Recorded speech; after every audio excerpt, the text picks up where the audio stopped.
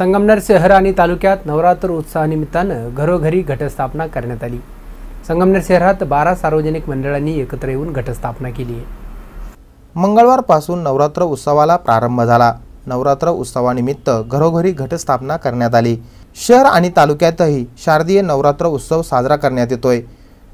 अनेक मंडळांनी देवीच्या मूर्तीची वाजत गाजत स्थापना केली।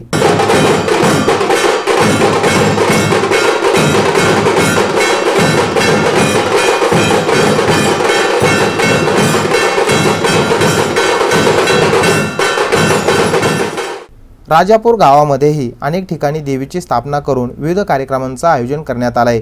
ग्रामस्थांच्या मदतीनं भव्य अशा 12 फूट उंचीची कालिका देवीची मूर्ती राजापूरमध्ये सर्वांचंच लक्ष वेधून घेतेय।